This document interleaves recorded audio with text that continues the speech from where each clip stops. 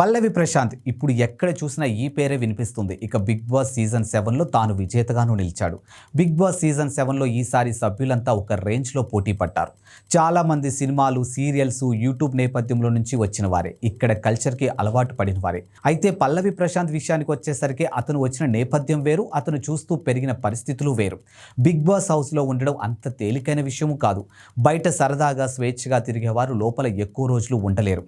గతంలో సంపూర్ణేష్ బాబు విషయంలో ఇదే జరిగింది. ఇక సినిమాలు, సీరియల్స్ నుంచి వచ్చిన వారి మధ్య ఎంతో కొంత పరిచయాలు ఉంటాయి. ఇక బిగ్ బాస్ హౌస్ వాతావరణానికి వాళ్ళు తొందరగా అలవాటు పడతారు.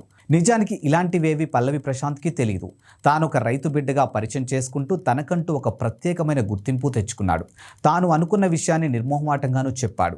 తనని చేరదీసిన వారి పట్ల సాన్నిహిత్యాన్ని పెంచుకున్నాడు. అవసరమైన చోట బరాబర్ చెప్తా, నేను ఇంతే అంటూ తన వాదనను బలంగానూ వినిపించాడు. పల్లవి ప్రశాంత్ను ఎందుకు గెలిచాడు అనే ప్రశ్నకు బయట నుంచి 3 మాటలు గట్టిగా వినిపిస్తున్నాయి.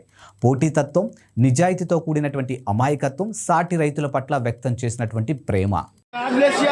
అసలు ఏడ పుట్టినవన్నా నువ్వు దేవుడు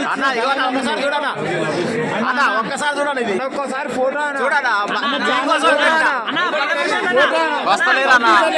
పంపిస్తలేరన్నా అన్న కెనడాలో ఫ్యాన్స్ అన్న మనకి కెనడాలో కెనడా యూఎస్ఏ ఫ్యాన్స్ ఉన్నారన్న ప్రశాంత్ అన్న ప్రశాంత్ అన్న శివాజీ గురించి ఒక్క మాట చెప్పన్న. చెప్తాను, లోపలికి రండి. అన్నా ప్లీజ్ అన్న పంపి అన్న అన్న కంగ్రాచులేషన్స్ అన్న, చరిత్ర సృష్టించినావు అన్న అన్న అన్న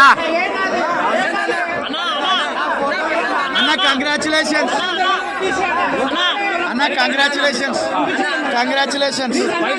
అన్న కంగ్రాచులేషన్స్ కలిసినాకనే మేము పోతాయండి. సరే అన్న, ఓకేనా.